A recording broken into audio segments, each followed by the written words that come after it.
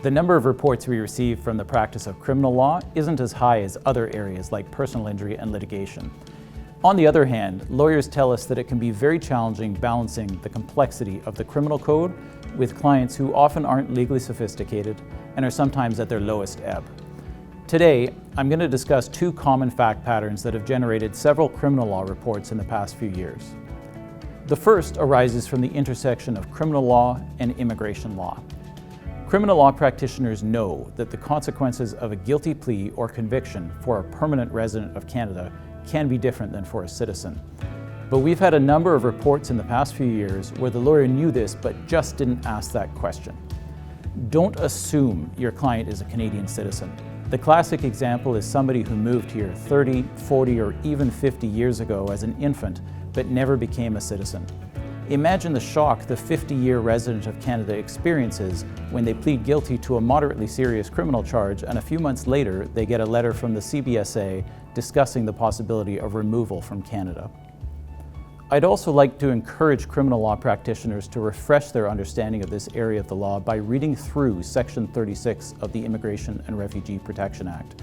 There are a couple of traps. For example, the legislation deems a conviction of a hybrid offense to be by indictment, even if the Crown proceeds summarily. That can make a difference in the strategy you employ in negotiating a plea.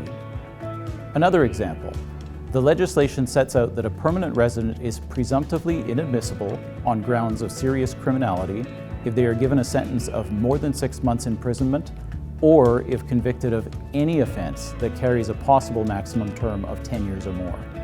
We've had a number of reports where the lawyer has done a great job negotiating a plea for a term of imprisonment under 6 months, only to overlook that second part of the legislation. If it could have been punishable by a term of 10 years, the client will still be presumptively inadmissible.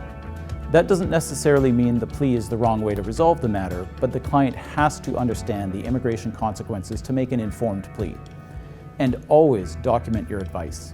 If you believe there will be an immigration consequence to a guilty plea or conviction, you may want to refer the client to get advice from an immigration lawyer before plea negotiations or a trial.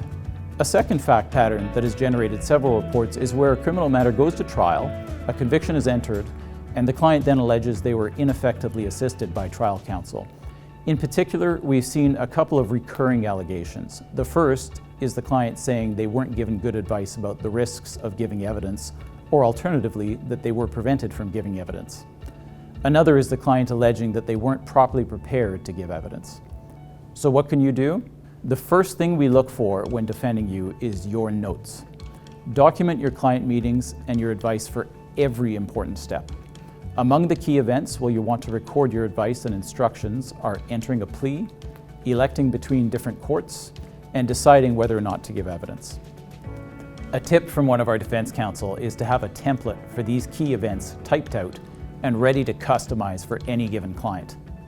Another tip, if you're in court when a critical conversation happens and taking notes isn't easy, use the voice software on your phone and record an email to yourself or memo to file.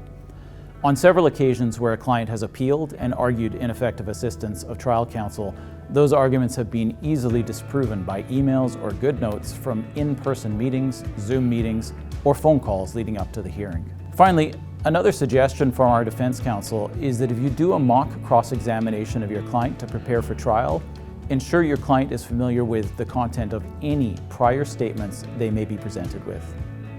While claims arising from criminal practice are not as frequent as some other areas of practice, they have increased significantly in the last 6 or 7 years.